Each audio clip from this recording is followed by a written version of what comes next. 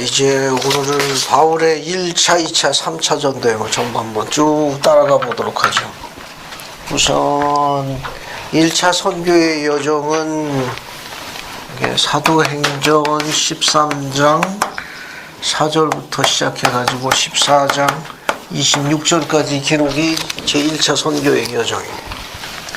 그 다음에 2차 선교행은 사도행전 15장 36절부터 시작해가지고 18장 22절까지가 2차 전도행. 그 다음에 3차 전도행. 사도행전 18장 23절부터 시작해가지고 21장 15절. 오늘은 요 세 여정을 전부 다룰 겁니다. 그래서 1차, 2차, 3차 전도행을 다룰 거예요. 그리고 여러분 이거는 1차, 2차, 3차 로마 여행까지 다 쓸 수 있는 지도예요. 이거는 이제 직접 여러분들이 한번 그려봐라 그럽니다. 한번 쭉 그려봐라. 그러면 훨씬 더 지명을 도움을 받을 수 있어요. 자, 그러면 지난주에 우리는 1차 선교에 대해서 공부를 했는데 13장 4절 사도행전 13장 4절 봐요. 자, 1차, 2차, 3차 쭉 여정을 따라가 봅시다.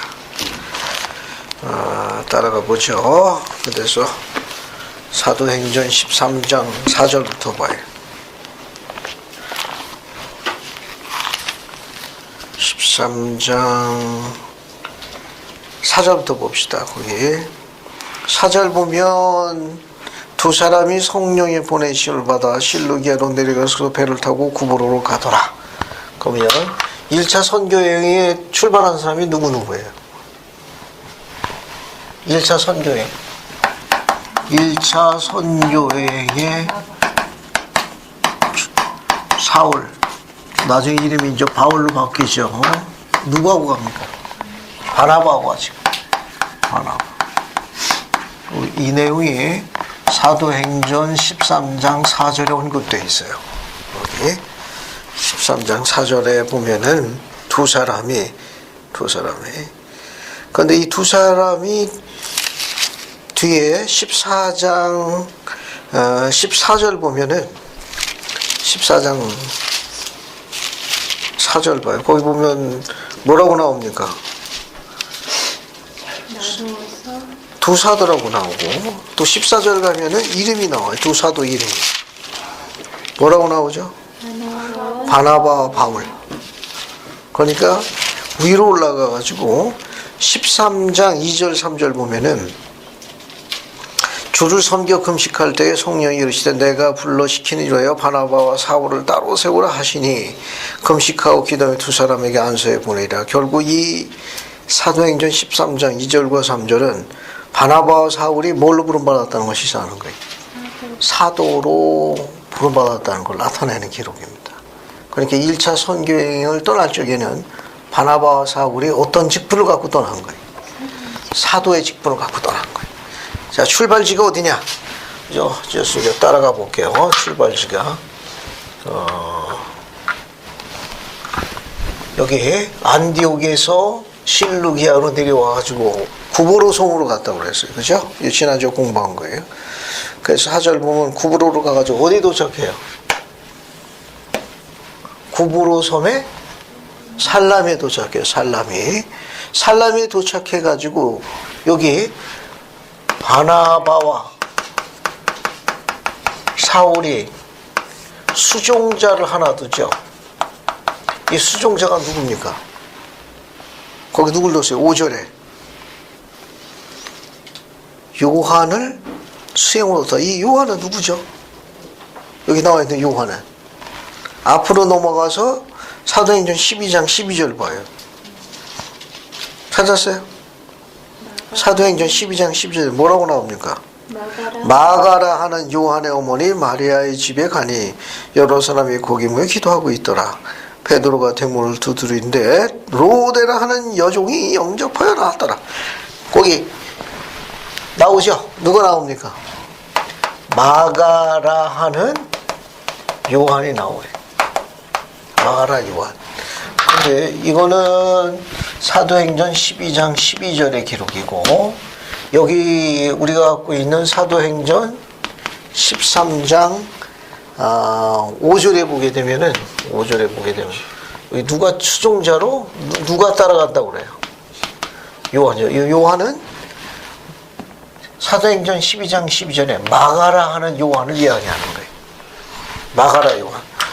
요 마가니까 뭐 생각나는 거 없어요?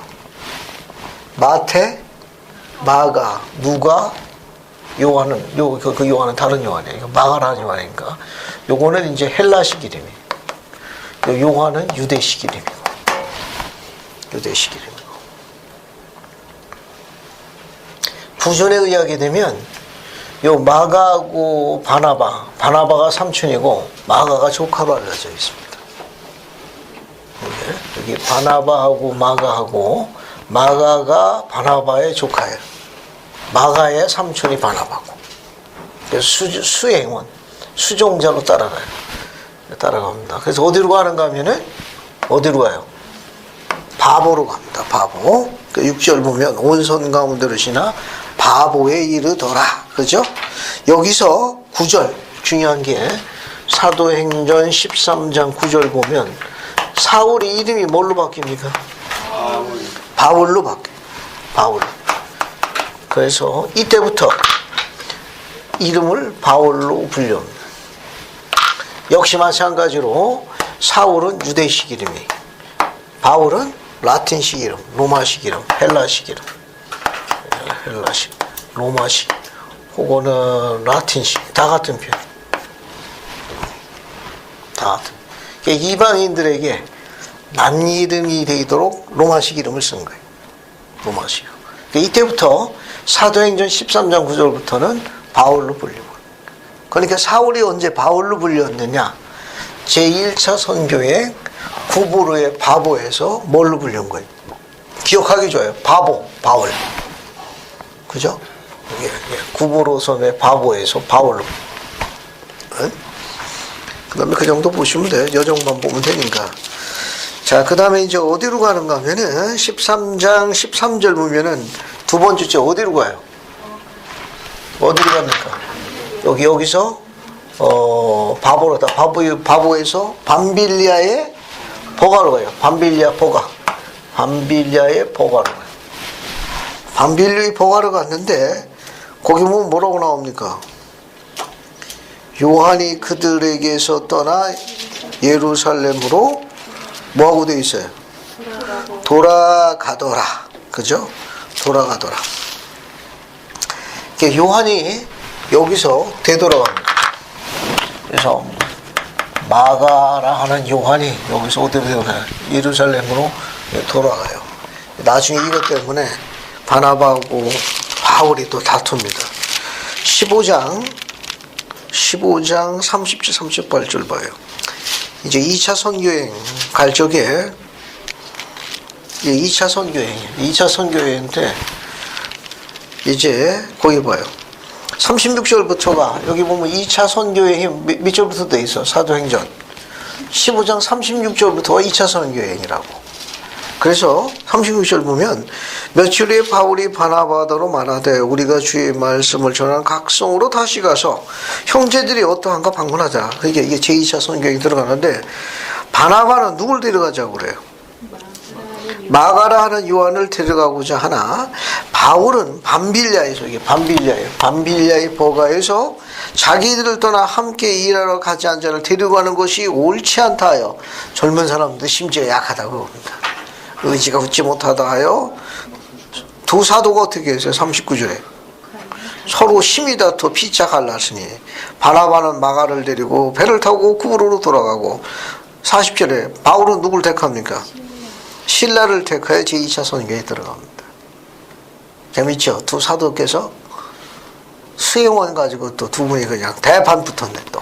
그래서 기록은 피차 갈라서니 그렇다고 그래가지고 이게 아주 심각한 지경 강한 건 아니에요. 의견 차이가 있었다 그런 말이에요. 그래서 바나바는 자기 조카 마가를 데리고 가자. 바울은 심지가 약해서 되겠느냐? 중간에 돌아간 거에 대해서 크게 기뻐하지는 않았어. 제가 그 사건을 이제 미리 이야기를 하는 거예요. 자, 그래서 다시 앞으로 넘어갈게요. 그래서 사도행전 13장 13절 보게 되면은 이제 밤빌리아의 포가로가 와서 여기서는 마가가 예루살렘으로 되돌아갑니다. 근데 마가가 나중에 바울이 로마에서 순교하게 되는데 바울의 마지막 여정의 뒷바라지를 누구냐? 옥 뒷바라지를 마가가 나옵니다. 마가가 나와요. 나중에 로마에서 바울이 마지막 여정할 적에 뒷바라지를 누가 했느냐? 마가가 뒷바라지 합니다. 그리고 바나바하고 바울하고 이 수행원 때문에 의견 차이가 있었다는 것이지, 그게 오늘날 우리가 얘기한 것이 아주 심각한, 그렇게 아주 다시는 상종하지 않는다, 그런 걸 의미하는 건 아니라는 거. 그 다음에 이제 14절 보게 되면 어디로 가는가 하면 비시디아 안디옥으로 가요. 여기에서 어디로 가는가 하면 비시디아 안디옥으로 갑니다. 안디옥. 그러니까 제1차 선교여행을 공부하게 보면은 안디옥이 두 군데 공급되어 있어요. 여기 수리아의 안디옥에 있어요. 안디옥. 여기가 일종의 센터 기능을 해요. 센터 기능. 선교 본부, 그거 스테이크 본부 같은 기능을 합니다. 여기는 뭐냐? 비시디아 안디옥. 그러니까 선교여행을 공부하다 보면은 지명이 나오는데 제일 중요한 지명 중에 하나는 뭐냐? 이 안디옥이에요. 수리아의 안디옥. 센터 기능을 하고 있어요. 선교 본부나 스테이크 본부 같은 기능을 하고 있어요. 그다음 저 위에 비시디아 안디옥은 뭐냐? 이건 브랜치. 여기는 센터고, 여기 선교 본부나 스테이크 센터 같은 기능을 하고 있습니다. 중심지, 본부 기능을 합니다. 그래서 비시디아 안디옥에 가가지고 새로운 선교 방법을 창출해. 여기서 중요한 게 뭐냐면 새로운 선교 방법을 시도합니다. 그래서 비시디아 안디옥, 이게 유대인들의 회당에 들어가가지고 직접 복음을 전파합니다. 왜냐하면 바울은 모세율법의 1인자예요. 또 토론과 논쟁의 달인입니다. 여기 보게 되면 14, 15절 볼게요. 거기 보면 비시디아 안디옥에 이르러 안식일에 회당에 들어가 앉으니라. 율법과 선지자의 글을 읽은 후에 회당장들이 사람을 보내 물어 이르되 형제들아 만일 너에게 권할 말이 그를 말하라 하니, 이렇게 발표할 기회를 줬을 적에 바울이 앞으로 나아가 그리스의 복음을 증거한 겁니다. 이렇게 내용이 이제 언급되어 있어요. 그래서 이 샘플로 보면 23절에 하나님이 약속하신 대로 이 사람은 후손에서 이스라엘의 구주를 세우셨으니 곧 예수를 해가지고 증거합니다. 이거냐. 그래서 쭉 보게 되면 43절 회당의 모임이 끝난 후에 유대인과 유대교에 입교한 경건한 사람들이 많이 바울과 바나바를 따르니 어때요? 선교 사업이 크게 확장됐습니다. 아주 효과적이었어요. 두 사도가 더불어 말하고 항상 하나님의 은혜 가운데 있으라 권고하니라. 이거냐. 자, 그리고 마찬가지입니다. 이렇게 해가지고 비시디아 안디옥에서 복음이 크게 자리를 잡습니다. 그래서 46절부터 한번 쭉 읽어볼게요. 46절부터 49절까지 박병철 형제님 한번 읽어봐요. 바울과 바나바가 담대히 말하여 이르되 하나님의 말씀을 마땅히 먼저 너희에게 전할 것이거든 너희가 그것을 버리고 영생을 얻기에 합당하지 않는 자로 자처하기로 우리가 이방인에게로 향하노라. 주께서 이같이 우리에게 명하시되 내가 너를 이방의 빛으로 삼아 너로 땅끝까지 구원하게 하리라 하셨느니라 하니 이방인들이 듣고 기뻐하여 하나님의 말씀을 찬송하며 영생을 주시기로 작정된 자는 다 믿더라. 주의 말씀이 그 지방에 두루 퍼지니라. 감사합니다. 그래서 따라서 비시디아 안디옥에 뭐가 세워지는 거예요? 주님의 교회가 조직된 것. 오늘날 이야기한 브랜치, 지부가 하나 조직된 거예요. 그래서 52절 보게 되면 51, 52절 봐요. 두 사람이 그들 향해 발에 티끝을 떨어버리고 이군이군으로 가거늘 제자들이 기쁨과 성령이 충만하더라. 여기 보게 되면 50절 보게 되면 믿지 아니하는 유대인들이 선동을 합니다. 그래서 바울의 선교 사업이 자리를 잡고 이것이 확장되니까 그것을 이제 시기하기 시작해요. 그래서 두 사람이 그들의 박해를 피해 가지고 어디로 가느냐? 어디로 갑니까? 어디로 가요? 여기 안디옥에서 이고니온으로 갑니다. 이고니온. 그래서 이고니온에 가서도 마찬가지예요. 14절 제가 뭡니까? 사도행전 14장 1절 보면 이 새로운 선교 방법을 계속해서 똑같이 구사해요. 이고니온에서 두 사도가 함께 유대인의 회당에 들어가 말하니 유다와 헬라의 허다한 무리가 믿더라. 그런데 따르는 무리가 있는가 하면 2절 보면 순종하지 아니한 유대인들이 이방인의 감시를 이방인의 마음을 선동하여 형제들에게 악감정을 품게 하더라. 그래서 복음을 증거했는데 무리가 두 무리로 나뉘어져요. 그래서 4절 5절 한번 봅시다. 그 시내의 무리가 나뉘어 유대인을 따르는 자도 있고 또 어떤 따르는 자가 있어요. 두 사도를 따르는 자도 있는지라. 이방인과 유대인과 그 관리들이 두 사도를 모욕하며 돌로 치려고 달려드니. 그래서 6절 작정상 후퇴입니다. 그죠? 그들이 알고 도망하여 어디로 도망갑니까?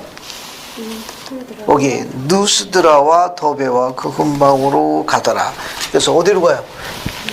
안디옥과 이고니에서 어떻게 하면 똑같이 교회를 세운 다음에 어디로 갑니까? 이제 박해를 피해가지고 누스드라를 가요.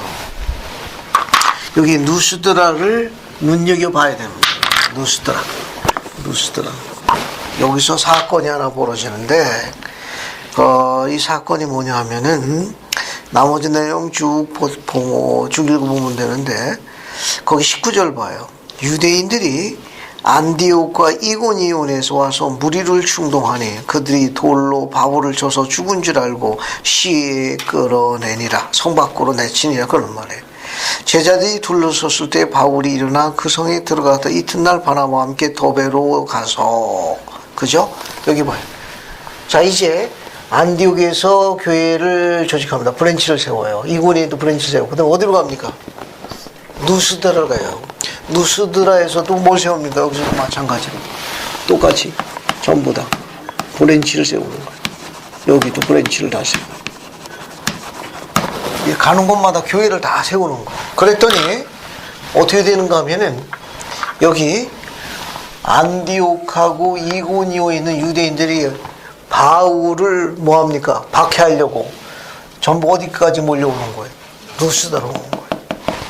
그러니까 안디옥에서 대절버스 타고서 이고니온 대절버스 또 포함해가지고 누스드라로 온 거예요. 누스드라 와가지고 바울을 돌로 친 겁니다. 그러니까 바울이 어떻게 됐어요? 1차 선교행에 바울이 돌로 맞은 데가 어디예요? 누스드라예요. 여기 누스드라가 어떤 데냐? 바울이 돌로 맞은 거지. 돌로 맞은 거. 그래서 이 부분 보게 되면은 19절에 그들이 돌로 바울을 쳐 죽은 줄 알고 성 밖에 끌어내는데 20절 보면 바울이 죽었나? 바울이 일어나, 그죠? 따라서 이 말은 무슨 의미인가 하면 제자들이 둘러싸였을 때에 아마 금식하고 기도하고 또는 병자 축복을 통해 가지고 바울이 다시 소생했을 거예요. 자, 소생해 가지고 어때요? 여기 보면 어느 사건에서 있었던 거예요? 어느 지명에서?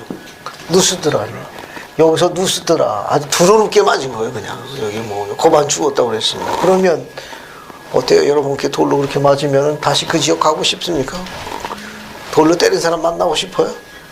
근데 바울은 어때요? 다시 그 성에 들어가 복음을 증거하고 어디로 갑니까? 더베로 갔어요. 이 바울에 대해서 우리가 배울 수 있는 게 있습니다. 여기 누스드라에서 도망가지 않고 다시 들어가 가지고 복음을 전파하고 그 다음에 더베로 내려갔어요. 여기서 배울 수 있는 건 뭐냐면 바울의 뭘 배울 수 있어요? 주님을 향한 그 뛰어난 신앙을, 뛰어난 신앙. 여기서 지치지 않는 열의가 나오는 거예요. 지치지 않는 열이가 나오는 거예요. 이게 바울로부터 우리가 배울 수 있는 게 뭐냐? 그게 뛰어난 신앙입니다. 그 지치지 않는 열이에요. 그래서 또 우리가 하나 덧붙일 수 있는 건 뭐냐면 벌써 지금 어때요? 밤빌리아의 버가에도 브랜치를 세웠어요.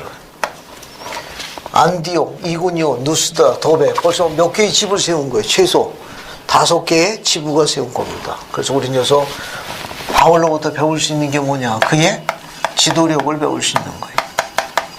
그 다음에 또 뭘 배울 수 있어요? 조직력을 배울 수 있는 거예요. 그 다음에 이걸 첨가할 수 있어요.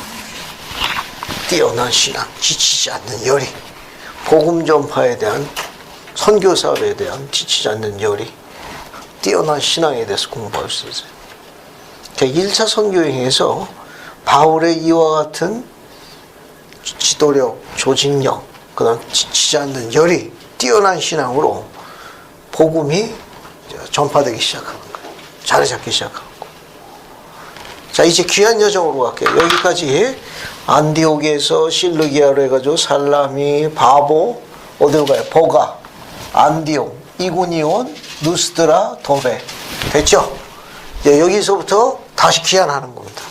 이제 1차 선교 여기까지고 다시 되돌아오는 거예요. 되돌아올 때 여기 보세요. 여기 더베. 요 더베에서 밑으로 내려가면 여기가 다소예요.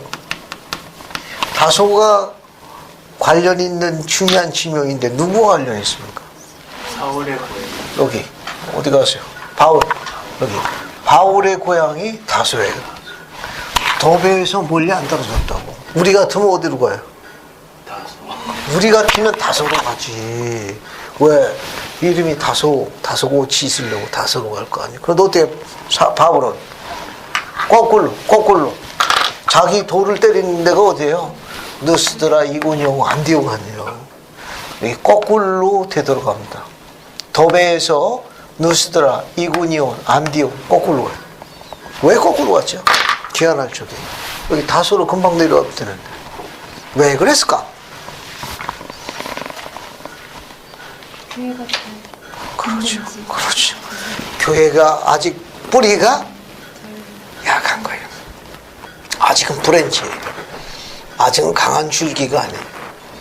아직은 나무 가지이기 때문에 되돌아가 가지고 다시 교회를 뭐 하는 겁니까? 굳게 세우고. 우리는 바울의 행적을 통해 가지고 지도력에 대해서 공부할 수 있습니다. 우리가 바울에 대해 지도력에 대해서 공부할 필요성이 있습니다. 우리가 얘기하면 리더십이라는 거, 이거는 두 가지의 기초를 갖고 있습니다. 하나가 뭐라고 그랬죠? 비디. 다른 하나는 키프하는 거예요. 키프하는 거예요. 바울로부터도 똑같이 적용할 수 있어요. 바울의 지도력은 하나는 피드고 하나는 키프하는 거예요. 요거는 우리가 이 피드라는 거는 먹이는 걸 이야기해요. 양육하는 거예요. 양육하는 거예요. 이건 지키는 거예요. 지키는 거예요. 요 성구는 하나씩 기억해 두는 게 좋아요.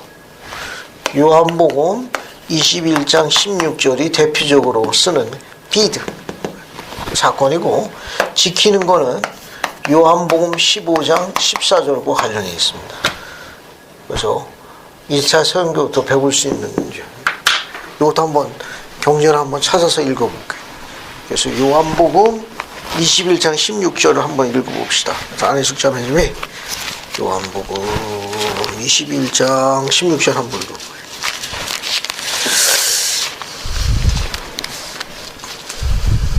또 두 번째 이르시되 요한의 아들 시몬아 내가 나를 사랑하느냐 하시니 이르되 주님 그러하나이다. 내가 주님을 사랑하는 줄 주님께서 아시나이다. 이르시되 내 양을 치라 하시고. 감사합니다. 이거 똑같이 질문할 수 있습니다. 이거 베드로에게 한 질문인데, 주님께서 만약에 바울에게 물을 볼 수 있습니다. 이렇게. 바울아, 내가 나를 사랑하느냐? 그랬더니 바울이 이렇게 대답하겠죠. 주여, 그러하배다. 내가 주를 사랑하는지 아시지 않습니까? 그러다 주님께서는 어떻게 이야기했습니까? 네가 날 사랑하면 뭐 하라고 그랬어요? 내 양을 먹이라. 내 양을 먹이라. Feed my sheep. 내 양을 먹이라. 그러니까 우리가 주님을 정말 사랑한다면 주님께서 우리에게 요구하시는 거는 뭘 이야기하냐? 우리가 주님을 사랑하는 방법이 뭐냐? 우리의 양들을 먹이는 거예요. 자, 그래서 15장 14절로 갑시다. 이주미 자매님 15장 14절 한번 읽어보세요. 요한복음 15장 14절에 너희는 내가 명하는 대로 행하면 곧 나의 친구라. 요한복음 15장 14절 15장 14절 네, 맞아.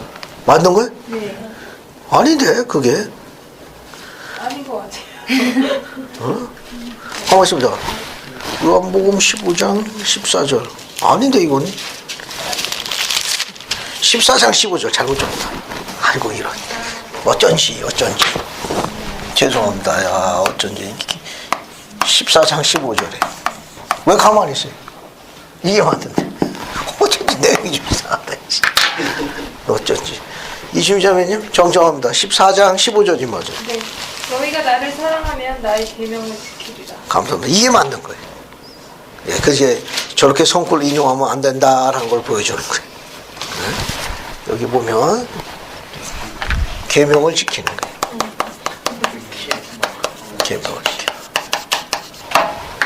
거예요. 바울이 이런 지도력을 행사한 게 저 부분 거꾸로 가가지고 뭐합니까? 여기 나와 있는 대로 Feed my sheep. 양을 먹인 거예요. 그 다음에 그들하고 뭡니까? 계명을 지키도록 권고한 거예요. 바울로부터 배울 수 있는 게 이런 부분을 이제 적용해 볼 수 있습니다. 자, 그 다음에 이제 21절 봐요. 21절 보면 복음을 그 성에 전하여 많은 사람을 제자로 삼고 선교사에 성공합니다. 그래서 여기 나와 있는 대로 누스더라 이고니움은 안디옥으로 돌아가서 또 뭐 했느냐? 제자들의 마음을 굳게 하여 이 믿음에 머물러 있으라 권하더라. 자, 그 다음에 이제 어디로 가면 비시디아로 지나가지고 비시디아를 지나서 어디로 가느냐? 밤빌리아 버가로 갑니다. 밤빌리아에서도 뭐예요? 25절 보면 뭐라고 되어 있어요? 25절이에요. 말씀을 버가에서, 그러니까 버가에서도 교회가 조직된 거라는 걸 알 수 있습니다. 그 다음에 어디로 갑니까? 아탈리아 이쪽으로 갑니다. 여기 아탈리아로 버가에서 그러니까 아탈리아. 그죠? 1차 선교행에서 최소한 몇 개의 교회가 조직이 된 거예요? 밤빌리아의 버가, 피시디아, 안디옥, 이고니오, 누스드라, 도베 모두 몇 개입니까? 최소한 5개의 교회가 조직된 거예요. 브랜치가 조직이 된 겁니다. 그 다음에 이제 아탈리아에서 어디로 가는가 하면 26절 봐요. 배를 타고 어디로 갑니까? 여기서 배를 타고 어디로 가요? 26절에 안디옥으로 가더라. 여기까지가 1차 선교여행입니다. 여기까지가 1차 선교여행. 이제 1차 선교여행 공부 다 한 거예요. 1차 선교여행. 이제 그 사이에 이제 사도행전 15장 보게 되면은 이제 예루살렘 총회가 열립니다. 총회가 열리는데 그 내용이 뭐냐면은 15장 1절, 2절, 2절 한번 읽어볼게요. 정상훈 이제 한번 읽어봅시다. 15장 1절, 2절입니다. 어떤 사람들이 유대로부터 내려와서 형제들을 가르치되 너희가 모세의 법대로 할례를 받지 아니하면 능히 구원을 받지 못하리라 하니 바울 및 바나바와 그들 사이에 적지 아니한 다툼과 변론이 일어난지라. 형제들이 이 문제에 대하여 바울과 바나바와 및 그 중에 몇 사람을 예루살렘에 있는 사도와 장로들에게 보내기로 작정하니라. 감사합니다.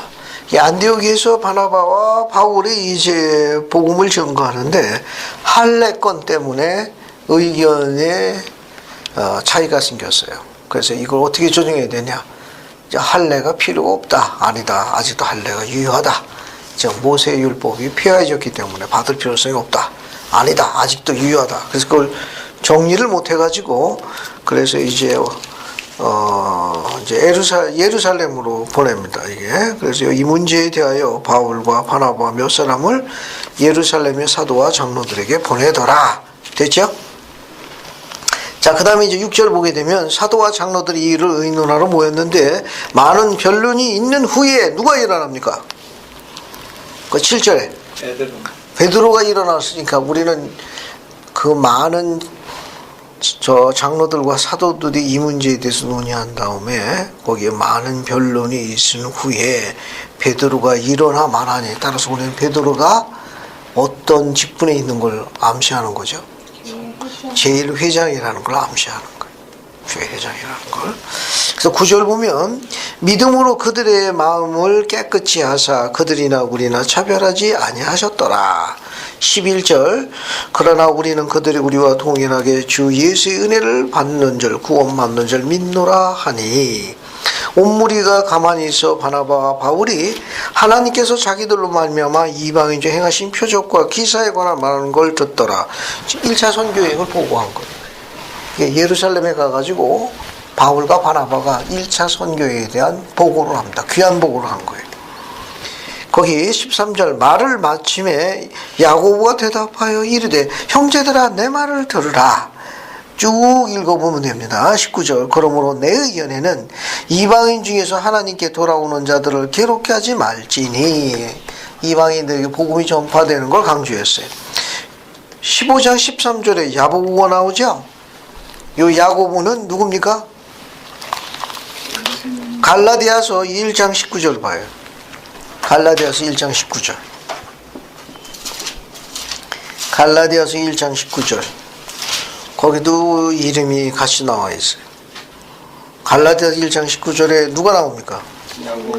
주의 형제 야고보 외에는 다 같은 사람이 주님의 형제를 이야기해요. 주님의 동생을 이야기합니다. 주님의 동생을 이야기합니다. 됐죠? 자, 그러니까 우리도 이 기록에서 지금 장소가 예루살렘이니까 주의 동생, 즉 이복 동생인 야고보가 예루살렘의 지도자로서 봉사하고 있다는 걸 알 수 있습니다. 이 야고보가 지은 서가 우리가 그 신약성서에 어떤 복음서죠? 야고보서의 저자예요. 야고보서였어요. 야고보서. 동일인입니다. 자, 여기까지가 이제 1차 선교 여행이에요. 그 다음에 이제 36절 봅시다. 자, 이제 제2차 선교여행 들어갑니다. 여기까지가 1차 선교여행. 그 다음에 이제 2차 선교여행 들어갑니다. 2차 선교여행. 자, 2차 선교여행은 바울이 누구한테 제언해? 다시 가자고. 저기 아시아 쪽에 세워놓은 교회가 온전히 굳게 서 있는지 우리가 격려하러 가지 아니하겠느냐. 바울이 누구한테 이야기해? 바나바한테 이야기합니다. 그랬더니 바나바가 바울에게 수종자로 누굴 데려가자고 그래요? 마가를 데려가자고 그러죠. 그런데 바울이 뭐라고 했습니까? 반대했어요. 왜? 마가가 어디서 되돌아갔습니까? 밤비엘레 버가에서 되돌아간 거예요. 중간에 포기하는 게 좋지 못하니 신지가 굳지 못하니 이렇게 이야기한 겁니다. 그래서 이제 바울과 바나바가 의견을 좁히질 못했어요. 그래서 바나바하고 마가가 한 팀이 돼서 다른 곳에서 복음을 증거하게 되었고 사울은 누굴 동반자로 데려갑니까? 신라입니다. 신라요. 그래서 2차 선교여행은 바울과 신라가 출발합니다.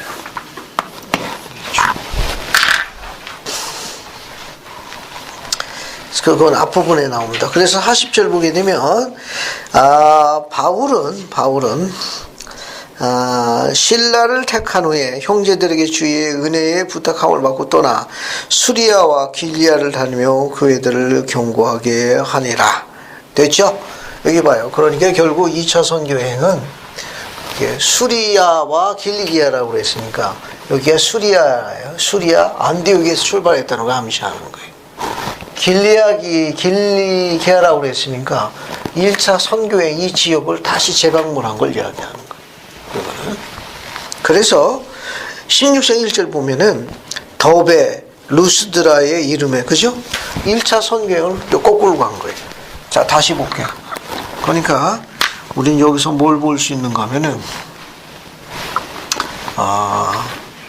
이렇게 볼 수 있어요. 여기 안디옥에서 다소르에서 지금 더베로 간 거예요. 더베 루스드라로 간 거예요. 지금 2차 선교예요. 거기 봅시다. 거기 16장 1절부터 3절까지 안에서 한 번 더 읽어보세요. 16장 사도행전 2차 선교여행 들어갑니다. 바울이 16장 1절부터 3절까지. 바울이 더베와 루스드라에도 이름에 거기 디모데라 하는 제자가 있으니 그 어머니는 믿는 유대 여자요 아버지는 헬라인이라. 디모데는 루스드라와 이고니온에 있는 형제들에게 칭찬받는 자니 바울이 그를 데리고 떠나고자 할새 그 지역에 있는 유대인으로 말미암아 그를 데려다가 할례를 행하니 이는 그 사람들이 그의 아버지는 헬라인인 줄 다 알미로라. 감사합니다. 그러면 원래 2차 선교에는 바울하고 실라가 가는데 저기 루스드라에서 여기 루스드라에서 수종자가 추가돼요. 누굽니까? 디모데요. 아버지는 헬라인이에요. 어머니는 유대인. 이 디모데에 대해서 평판이 어땠어요? 디모데는 평판이 어땠습니까?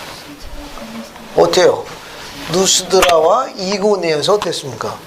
칭송이 자제한 반듯한 젊은이였다고 알려져 있어요. 디모데가 나이가 어렸을 것으로 추정하고 있습니다. 나이가 어렸을 거예요. 아마 20대 미만으로 추정하고 있는데 루스드라와 이고니오에서 아주 반듯한 젊은이로 칭찬받은 젊은이가 바로 디모데예요. 디모데입니다.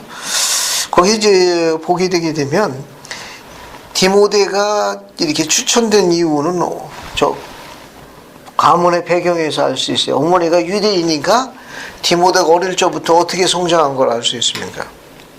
어릴 적부터 어머니에 의해서 유대식으로 양육됐다는 걸 시사하는 거예요. 유대식으로. 하지만 3절 보면 바울이 그를 데리고 떠나고자 할새 그 지역에 있는 유대인으로 말미암아 데려다가 할례를 행하니 할례가 필요 없다고 이미 예루살렘 총회에서 결정이 됐는데 왜 디모데에게는 할례를 수행했죠? 이미 예루살렘 총회에서 필요가 없다고 총회에서 결정이 나가지고 할례 의식을 베풀 필요성이 없었는데 왜 디모데에게는 할례 의식이 베풀어졌습니까?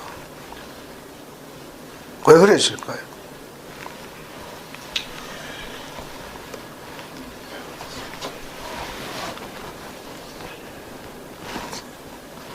여러분 고린도전서 9장 20절 한번 읽어봅시다.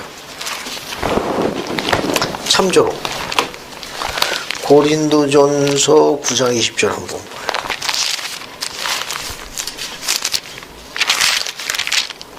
그것도 한번 읽어볼게요. 그래서 이심이자면요 고린도전서 9장 20절 한번 읽어봅시다.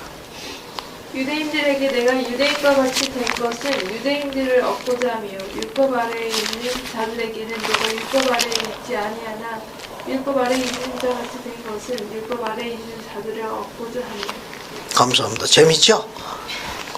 고린도전서 9장 20절 보면 유대인들에게는 내가 유대인같이 된 것은 유대인을 얻고자 하며 율법 아래에 있는 자에게는 내가 율법 아래에 있지 아니하나 율법 아래에 있는 자같이 된 것은 율법 아래에 있는 자들을 얻고자 함이라.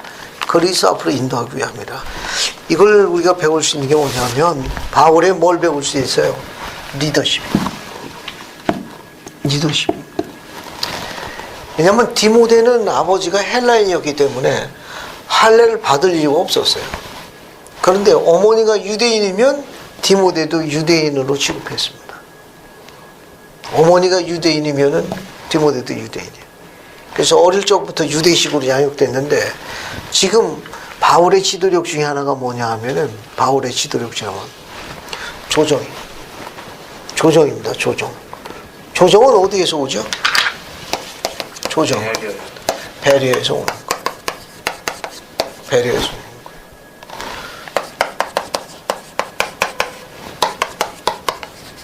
소통이 없으면 성장도 없어. 소통이 돼야 성장하는 거. 실적이 낳는 거.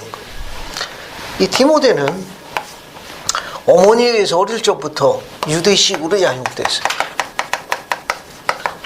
그래서 누스드라와 이고니에 있는 유대인들에게 칭찬이 자자했던 거예요. 이방인들에도 칭찬이 자자. 반듯한 젊은이로. 그런데 지금 이제 디모데가 뭐 하러 나가는 거예요? 바울과 실러와 함께 뭐 하는 거예요, 이제는? 선교사업 나가는 거예요. 선교사업 나가가지고 율법주의자이든 유대인들이 사소한 것으로 시비를 걸을 것을 염려했습니다. 그것을 내 가지고 복음이 전파되는데 장애가 되는 것을 원하지 않았어요. 그래서 바울에게는 그런 사소한 것 때문에 이방인들에게 복음 전파되는 걸 필요 이상으로 유대인들의 반발을 불러올 것을 사전에 차단할 필요성이 있기 때문에 디모데에게 할례를 베풀어서 시비를 못 걸게 복음을 전파하는 장애물로다 나오는 것을 사전에 차단한 겁니다. 이런 배경이 있다는 거. 이런 배경이.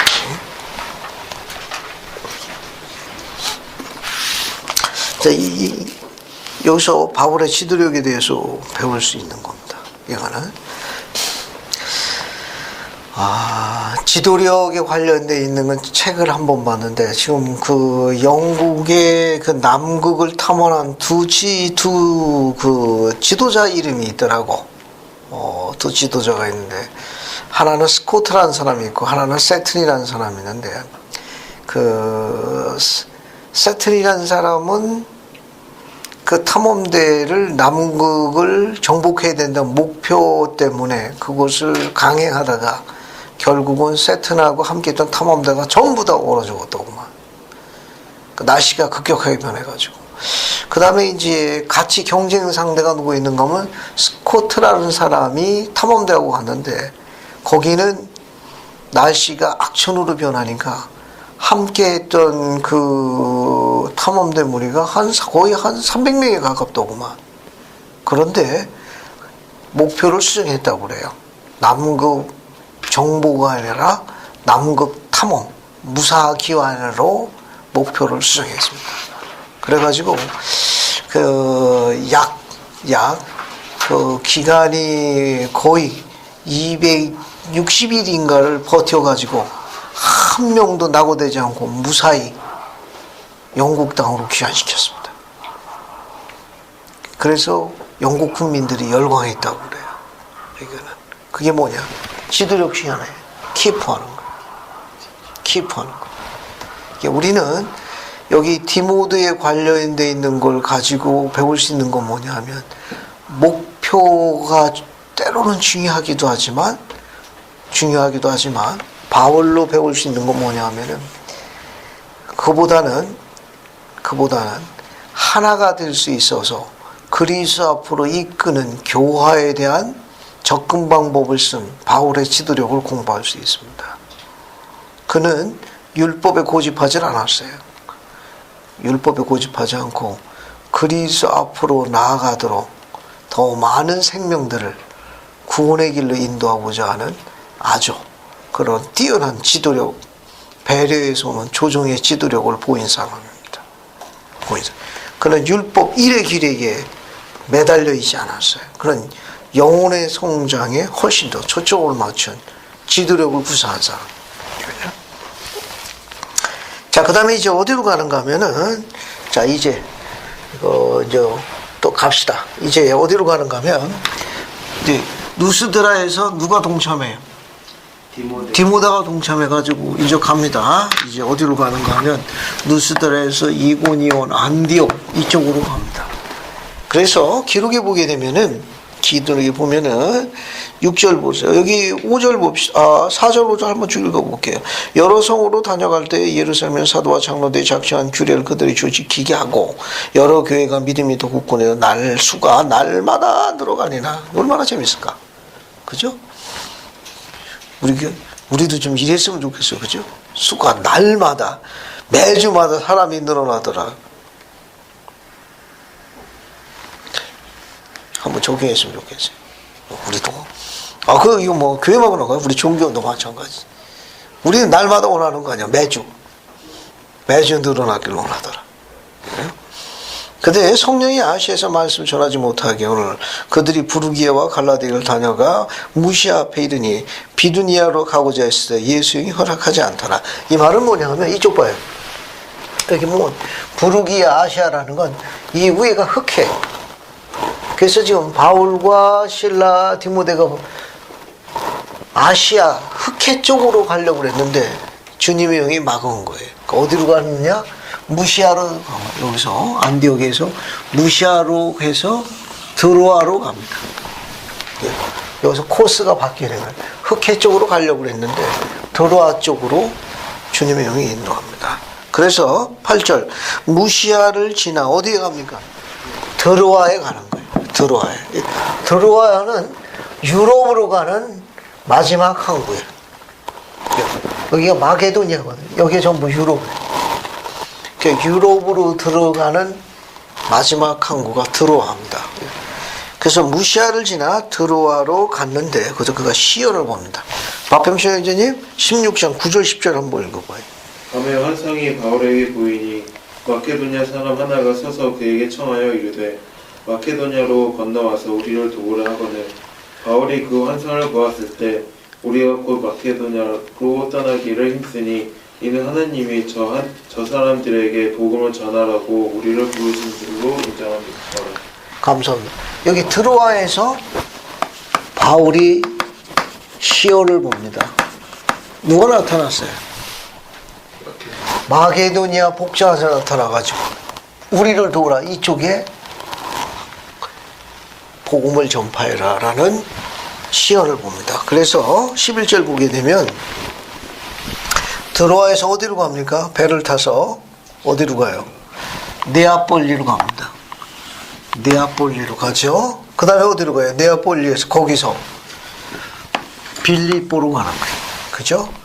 빌립보입니다. 빌립보에 이는 마게도니아의 첫 성이요. 거기서 14절 보게 되면 두아디라시에 있는 자색 옷감 장사로 하나님을 섬기는 누디아라는 여자가 개종합니다. 누디아는 개종을 해요. 그 다음에 16절 보면 귀신 들린 여종을 또 고쳐줍니다. 고쳐줘요. 이 여종을 고쳐줘가지고 이 여종이 점치는 것 같고 고용한 고용주가 수익이 떨어지니까 바울을 고발합니다. 그래서 감옥에 가죠. 23절 봤습니까? 많이 친히 옥에 가두고 간수에 든든히. 그러니까 바울은 뭐에 또 전문입니까? 매 맞는 것도 전문이에요. 여기 23절 보면 많이 친 후에 옥에 가두었더라. 매 맞는 것도 전문일 뿐만 아니라 감옥도 수시로 방문하십니다. 간수에게 명하여 든든히 지키라 하더라. 25절 한밤중에 바울과 실라가 기도하고 하나님을 찬송한 지진이 닿더라. 그때 어떤 일이 벌어졌습니까? 갑자기 큰 지진이 나 옥이 무너졌어요. 옥이 무너지니까 죄수들이 다 어떻게 합니까? 도망갈 수 있죠. 27절 간수가 자다가 깨 옥문이 열리는 걸 보고 죄수가 도망한 줄 알고 칼을 빼고 자결하다 하더라. 왜 간수가 자살하려고 했나요? 왜 여기 간수가 자살하려고 했냐? 죄수들이 도망가면 자기 책임. 그렇죠. 당시 로마의 군 관례에 의하게 되면 어떻게 했느냐? 죄수가 도망가면 간수를 죽였다고 그래요. 이건. 그래서 여기 보면 28절부터 이제 30절 2절까지 한번 읽어보겠습니다. 정성호 기자님이 28절부터 32절까지 쭉 한번 읽어봐요. 32절까지요. 32절까지. 바울이 크게 소리질러 이르되 내 몸을 상하지 말라 우리가 다 여기 있노라 하니 간수가 등불을 달라고 하며 뛰어들어가 무서워 떨며 바울과 실라 앞에 엎드리고 그들을 데리고 나가 이르되 선생들이여 내가 어떻게 하여 구원을 받으리까 하거늘 이르되 주 예수를 믿으라 그리하며 너와 내 집이 구원을 받으리라 하고 주의 말씀을 그 사람과 그 집에 있는 모든 사람에게 전하더라. 감사합니다. 31절 낯익은 성구 아니에요? 예. 그죠? 예. 저 아주 낯익은 성구고요. 사도행전 16장 31절 이 성구는 제2차 선교여행 빌립보에 있는 감옥에서 있었던 사건이에요. 그때 인용된 성구입니다. 주 예수를 믿으라. 그러면 너와 네 집이 구원을 받으리라. 구원을 받으리라. 그래서 23절 보게 되면 어때요? 그 밤 그 시각에 간수가 그들을 데려다가 그 맞은 자를 씻어주고 자기와 온 가족이 어떻게 됐습니까? 침례를 받더라. 그죠? 침례를 받더라. 그 다음에 이제 40절 38절 보게 되면 38절 보면 바울이 로마 시민권을 갖고 있습니다. 그러니까 로마 시민권을 이렇게 부당하게 대접하면 안 돼요. 로마 시민이라는 걸 알고 그들을 이제 옥에서 풀어줍니다. 그러니까 40절 옥에서 나와 루디아의 집에 들어가 형제들 만나고 위로하고 가니라. 루디아는 아까 옥갑 장사라고 그랬죠. 그 루디아자가 개종한 그 집에 머물러서 이제 형제들을 만나보고 또 제자들을 위로합니다. 17장으로 넘어갑니다. 그들이 암비볼리와 아빌로니아를 다녀가 데살로니아가에 이르르더라. 여기 봐요. 자, 이 빌립보에서 이제 어디로 갑니까? 암비볼리로 가고, 그 다음에 아볼로니아에서 어디로 가요? 데살로니가로 가요. 데살로니가로. 그러니까 14장 보면은 데살로니가로 가더라. 여기서도 마찬가지예요. 종전에 했던 선교 방법 그대로 안식일에 성경을 강론하게 됩니다. 됐죠? 그래 쭉 보시고 그 다음에 10절 또 어디로 가는가 하면 밤에 형제들이 곧 바울과 실라를 베레아로 보내더라. 베레아로. 여기서 어디로 갑니까? 이제 다시 베레아로 가는 거예요. 베레아로. 그 다음에 쭉 넘어가 가지고 이건 13절 데살로니가 있는 유대인들이 바울이 하나님 말씀을 베레아에서 전도하는 줄 알고 거기도 가서 무리를 움직여 소동케 하더라. 형제들이 바울을 보내어 바다까지 가게 하되 실라와 디모데는 아직 거기 머무르더라. 바울을 인도하는 사람 그를 데리고 어디로 갑니까? 아덴까지 갑니다. 그래서 여기 베레아에서 어디로 가는가 하면은 아덴으로 가요. 바울을 박해하고 바울을 해코지 하려고 그러니까 여기 바울을 먼저 아덴으로 보내고 베레아에는 누가 남아서 보냐? 실라하고 디모데가 나오고 그래서 아덴으로는 바울이 먼저 갑니다. 그런데 아덴에 이르러서 실라와 디모데를 속히 오게 하라 하더라. 16절 17장 16절 아덴에서 선교 사업합니다. 바울이 아덴에서 그들 기다리다가 그 성에 우수왕이 가득한 걸 보고 마음이 격분하여 우리는 바울의 성정을 알 수 있죠. 그는 율법의 1인자며 토론과 논쟁의 달인입니다. 그래서 아덴 광장에 쫓아가가지고 또 한판 또 붙습니다. 그 유명한 가르침이 26절이에요. 26절 거기 26절 봅시다. 아덴에서 가르친 겁니다. 아덴에서 가르친 사도행전 이게 좀 많이 인용되는 거예요. 17장 24, 26 22절 한 번 더 읽어봐요. 주가 그 가운데 있는 만물을 지으신 하나님께서는 천지 주제시니 손으로 지은 절에 계시지 아니하시고 또 무엇이 부족한 것처럼 사람의 손으로 섬김을 받으시는 것이 아니니 이는 만민에게 생명과 호흡과 만물을 친히 주시는 이심이라. 어떡하죠? 26절 읽어요. 인류의 모든 족속을 한 혈통으로 만드사 온 땅에 살게 하시고 그들의 연대를 정하시며 거짓 경계를 현장하셨으니. 감사합니다. 거기 14절 보면 우주와 그 가운데 만물을 지은 하나님께서는 천지의 주제신이 손으로 지은 데 계시지 않은 우상으로 지은 곳에 계시지 아니하시나니 라고 이야기해요. 하늘에 계신 거룩하신 그분이 손으로 지은 우상의 숭배 대상이 아니나니. 그래서 가르침 중에 하나가 뭐냐 하면 인류의 모든 족속을 한 혈통으로 만드사 온 땅에 살게 하시고 그들의 연대를 정하며 거주의 경고를 정하셨더라. 재밌죠? 그게 지상에 오는 이런 인류의 과정들은 전능하신 분의 계획에 따라 우리가 지상에 올 적에는 뭐와 뭐를 정해서 오는 겁니까? 여기 연대를 정하고 거주의 경계를 정하여 오느니라. 그래서 하나님의 구원에 관한 걸 설파하기 시작하는 거예요. 그래서 우리가 지상에 오는 것이 우연이 아니라는 거예요. 그러니까 이 말은 뭐냐? 그 우상들이 할 수 있는 일이 아니라는 거예요. 그렇게 섬기는 이 우상이 굉장히 종류가 많거든. 이런 짐승이라든지 어떤 자연에 있는 그런 것들이 이렇게 온 땅에 살게 하고 연대와 거주를 정할 수 있는 그런 능력들이 없다. 이건 오직 천재를 주재하시는 하나님만 가능한 일이다. 그래서 그것을 설파하고 있는 내용입니다. 그래서 우리가 오늘날 지상에 오는 일련의 이런 과정들은 전부 주님의 계획과 관련이 있다는 거예요. 그래서 인류의 모든 족속을 하늘통으로 만드사 온 땅에 살게 하시고 그들의 연대를 정하시며 거주의 경계를 정하였더라. 예, 아주 흥미있는 게 기록 중에 하나입니다. 이건요. 또 이런 걸 우리가 샘플로 볼 수 있는 게 교리야 성약 138편에서도 일부 볼 수 있어요. 교리야 성약 138편 55, 56절도 비교해 볼 수 있어요. 이것도 교성 138편 55, 56. 그래서 박병철 이제 한번 읽어봐요. 찾아가지고. 때가 봄에 그들도 또한 하나님의 교회 안에서 다스리는 자가 되도록 태초에 택함을 받을 고귀하고 위대한 자들 가운데 있더라.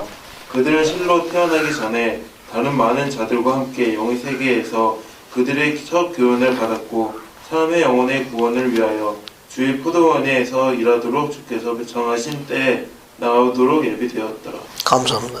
이거는 바울의 가르침을 뒷받침해주는 좋은 성구예요. 여기 보면 그들은 실로 태어나기 전에 다른 많은 자들과 함께 영의 세계에서 그들의 첫 교훈을 받았고 사람의 영혼의 구원을 위하여 주의 포도원에서 일하도록 주께서 정하신 때 나오도록 예비되었더라. 바울의 가르침과 일치하는 겁니다. 연대를 정하여 거주의 경계를 정하여 오게 되었더라. 그죠? 이건 아주 특별히 의미가 있습니다. 1995년 4월 대회 때 여기 1995년 4월 대회 부부에서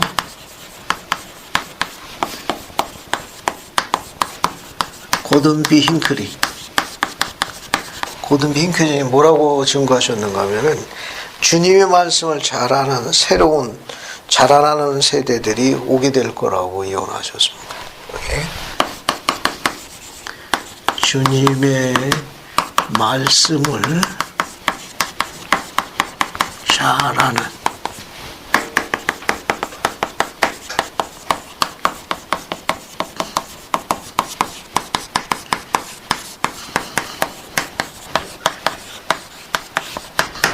증거하셨습니다.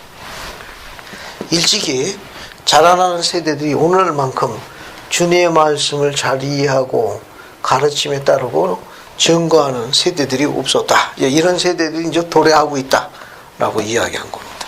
1995년 4월 대회 때 힝클 회장님께서 언제하신 내용이에요.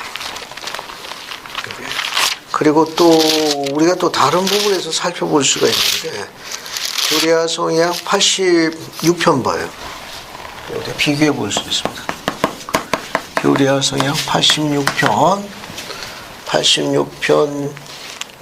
7절부터 11절까지 한번 보고 이것도 비교해.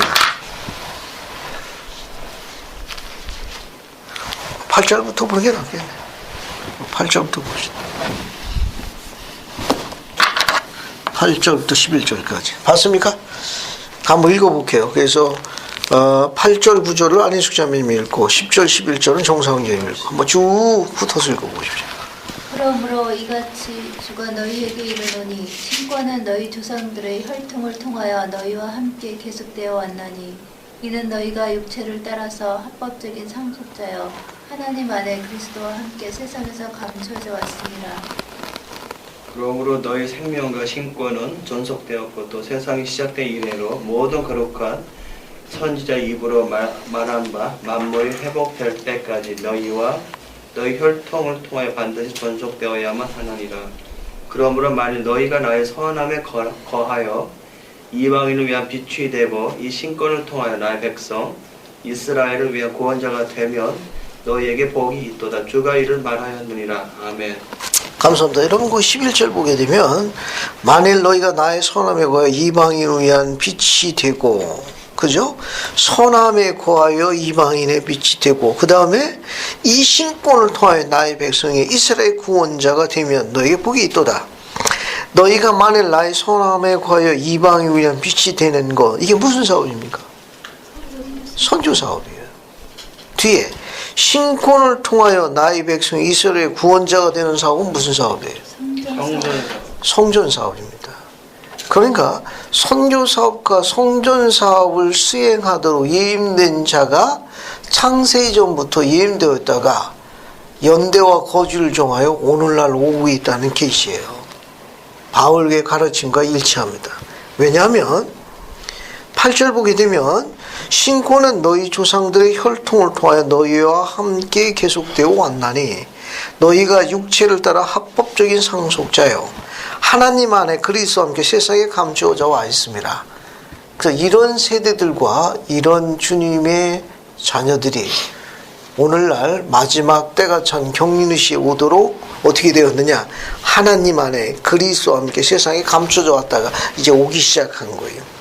그렇게 보게 되면 신권은 너희 조상들의 혈통을 통하여, 이 혈통이라는 말을 9절에 바꿔 썼어요. 육체를 따라 합법적인 상속자요. 이 말은 뭐냐면은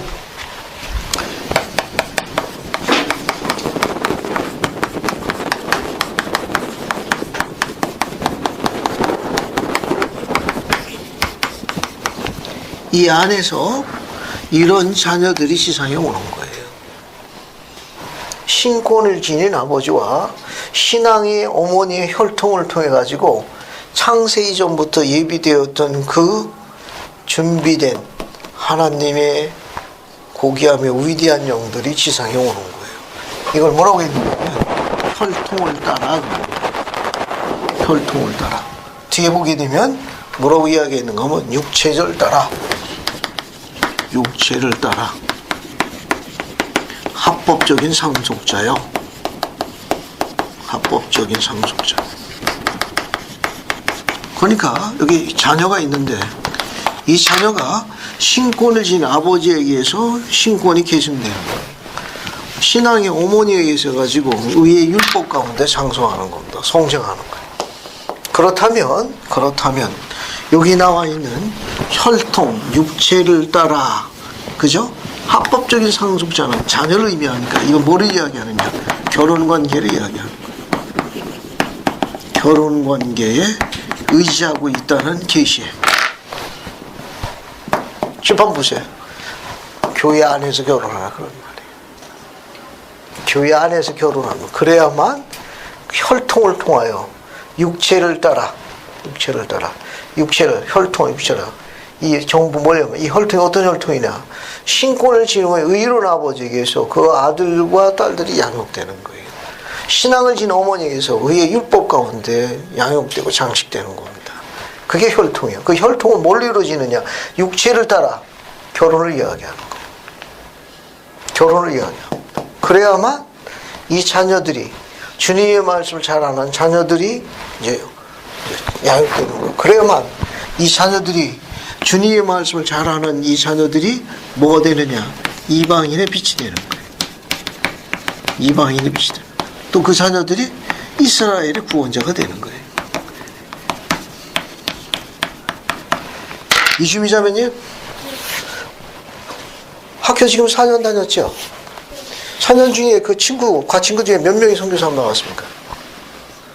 혹시 지금 4학년 졸업했으니까 후배까지 쳐서 1학년, 2학년, 3학년, 4학년, 최고 학년까지 됐을 때 그거 통틀어 갖고 몇 명이 선교사 나왔어요? 제가 알기로 저 이주미자는 혼자 아니야? 앞에 봐요. 세상 자녀가 하는 게 아니에요. 세상 부모가 하는 게 아니라고.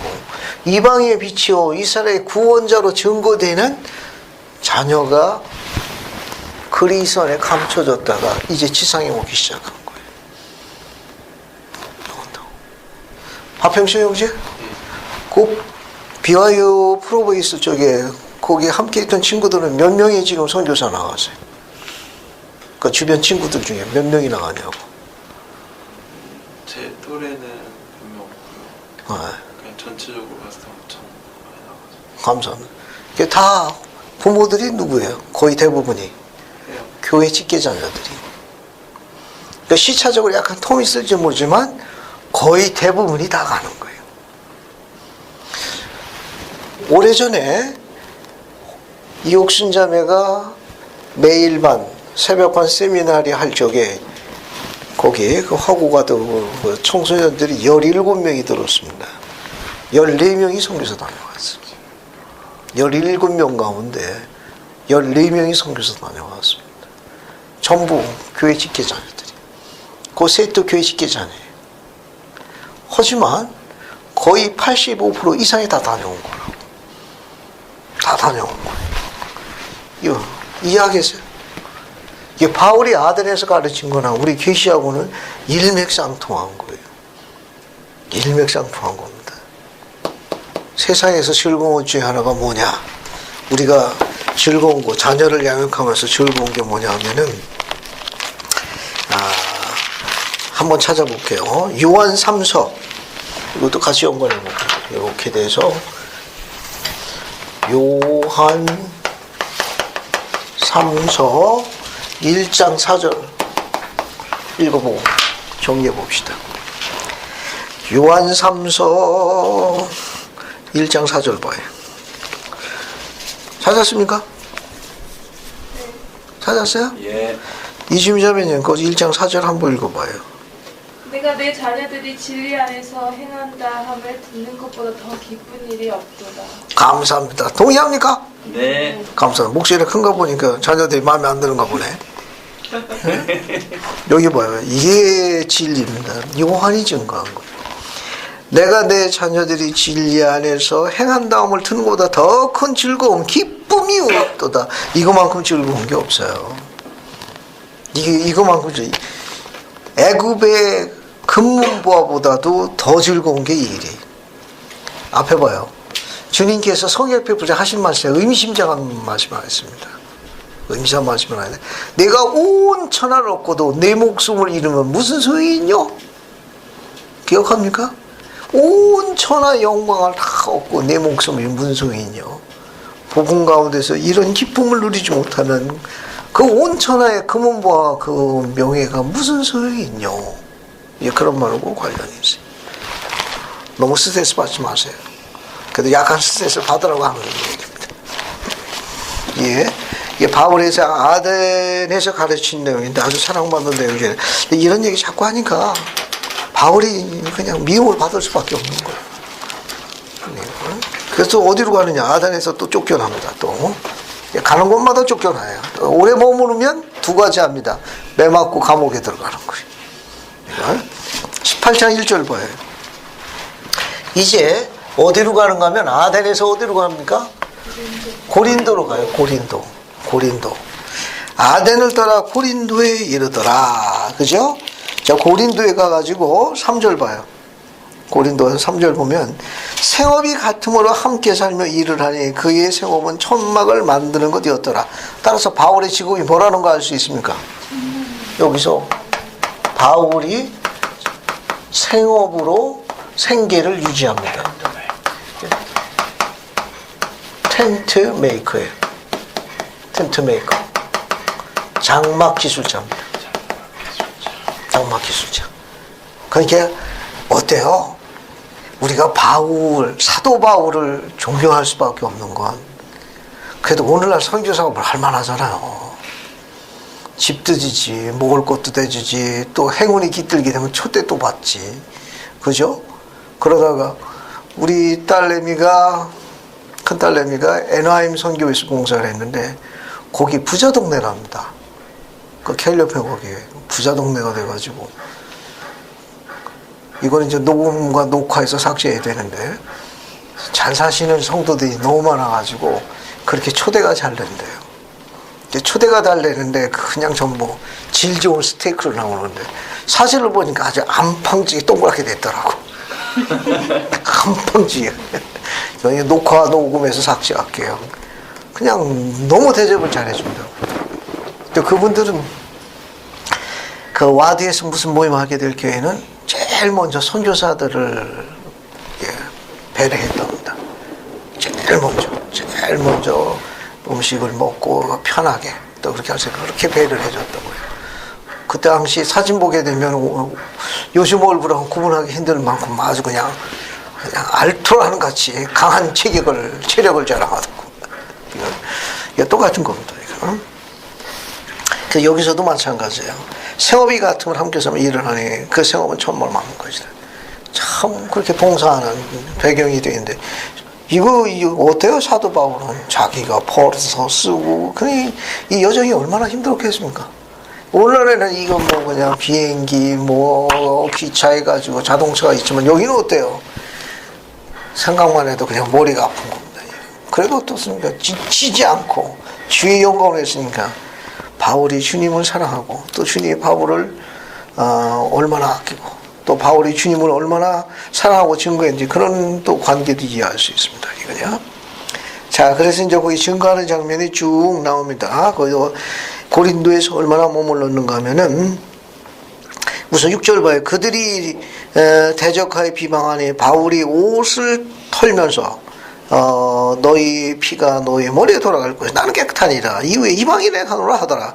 이게 옷을 터는 거, 옷을 흔든다 그런 말인데 옷을 흔들고 하는 건 이게 유대 관습으로 알려져 있습니다. 이 말은 뭐냐?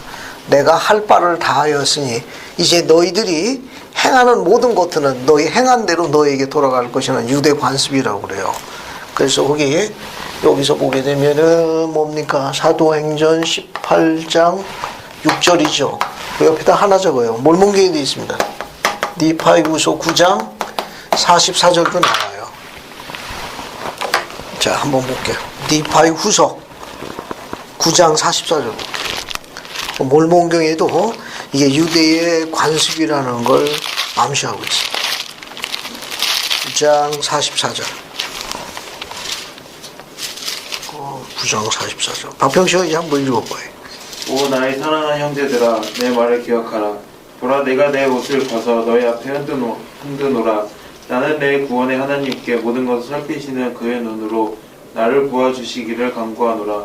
그런즉 너희는 만인이 자기의 행위에 대하여 심판받게 될 마지막 날에 이스라엘의 하나님이 내가 나의 영혼으로부터 너희의 죄악을 떨쳐버리는 것을 목격하셨음과 내가 빛나는 모습으로 그의 앞에 서며 내가 너희의 피로부터 깨끗하게 되었다는 것을 알게 되리라. 감사합니다.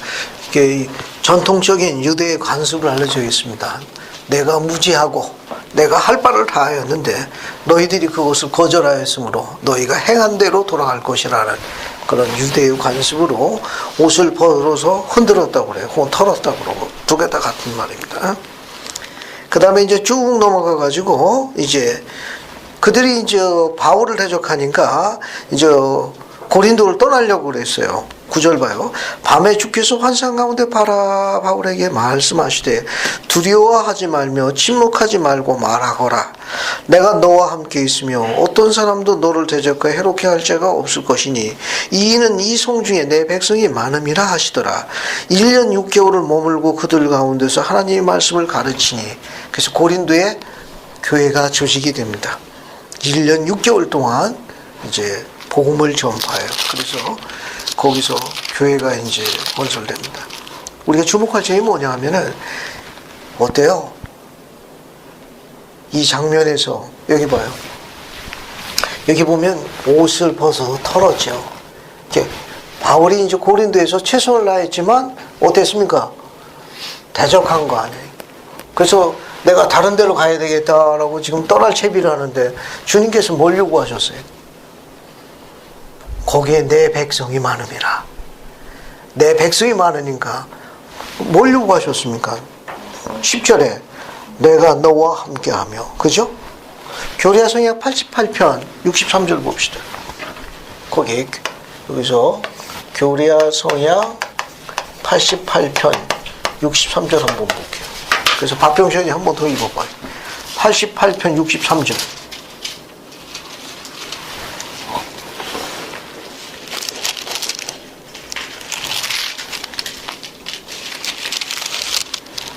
한번 읽어봐요. 내게 가까이 오라. 그리하면 내가 너희에게 가까이 가리라. 나를 부지런히 찾으라. 그리하면 나를 찾으리라. 구하라. 그리하면 받게 될 것이요. 두드리라. 그리하면 너희에게 열리리라. 감사. 같은 방법으로 바울에게 요구를 한 거예요. 바울에게 그 백성들이 지금 나를 찾는 백성들이 일이 많으니 내가 그들을 내 앞으로 인도할지니라.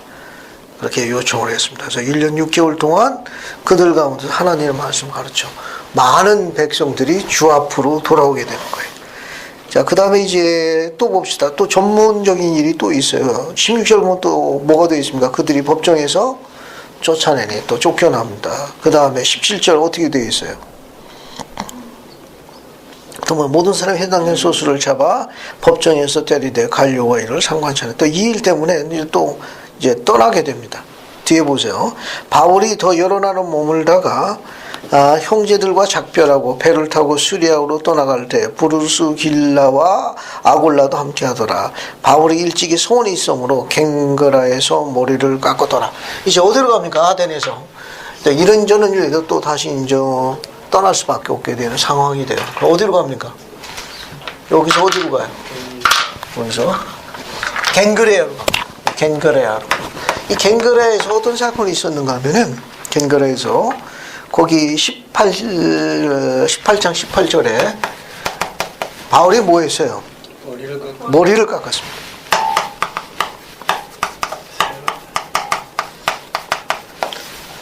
왜 깎았을 것 같습니까? 여기 사도행전 18장 18절 보면은 바울이 머리를 깎았는데 갱그레아에서 왜 머리를 깎은 것 같아요? 18장 18절 보면은 바울이 머리를 깎았습니다.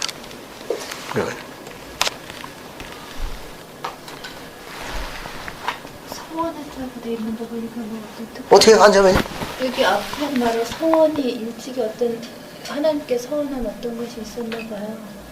그래서 머리를 깎은 어떤 그런. 혹시 여러분 앉으면 의견에 좋은 설명이 덧붙임이 되는데 여러분 혹시 우리 그 세상의 매스컴 보게 되면 운동선수라든지 아니면 올림픽 아니면 어떤 큰 대회에 나가는 선수들이 머리 깎는 거 봤어요? 되게 왜 깎습니까? 각오.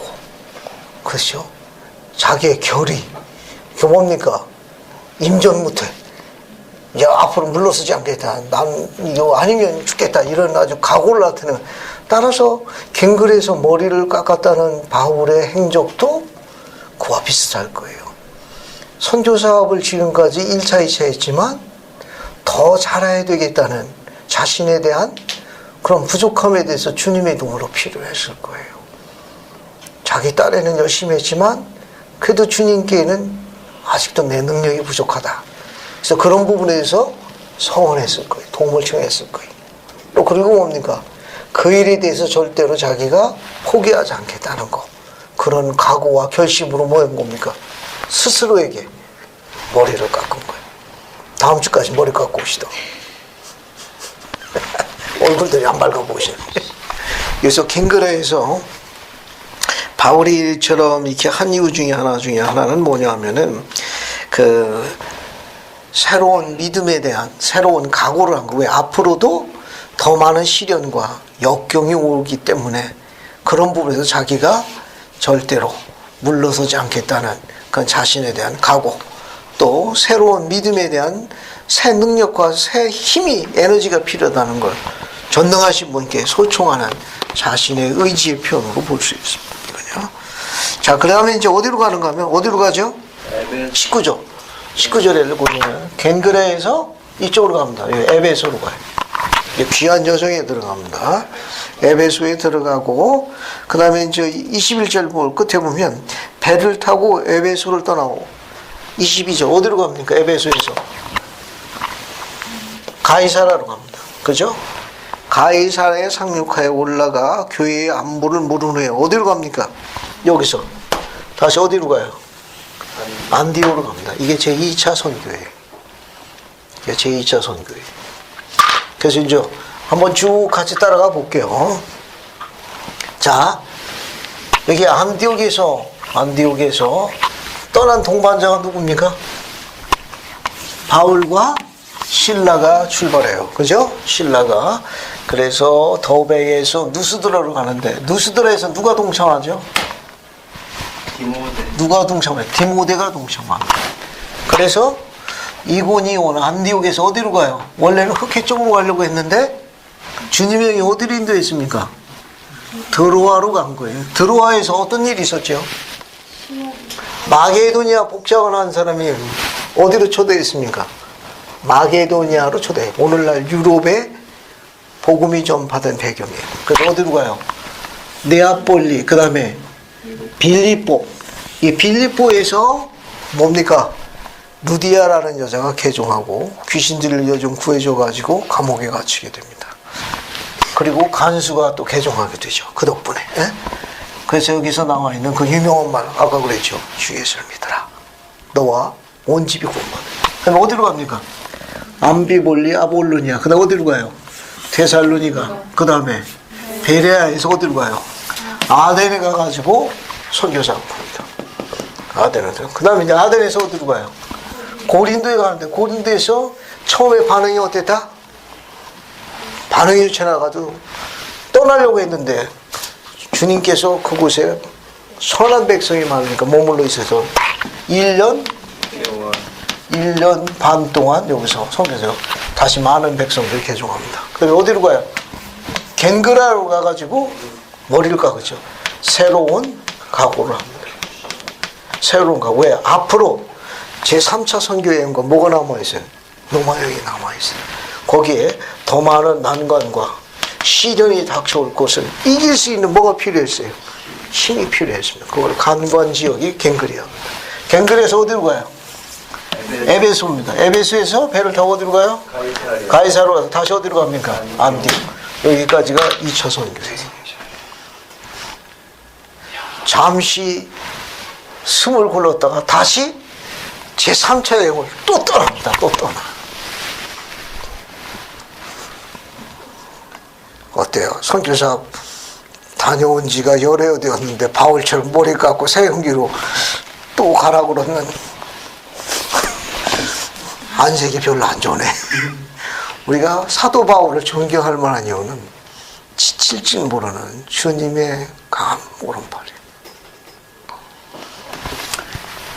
자신이 세웠던, 조직했던 이 교회들을 바울이 다 굳건히 지킵니다. 굳건히 증거하고 나중에는 순교로서 이걸 전부 임봉하는 하나님이 좋아합니다. 다음 주에는 저 3차 전도여행하고 바울의 순교 여정이 로마 여정으로 해가지고 저 사도행전의 여정이 끝나게 될 거예요. 그러니까 다음 주에는 제3차 로마 여정으로 해서 사도행전을 마치기로 합시다. 오늘 여기까지 할게요. 예수 그리스도입니다. 아멘. 아멘.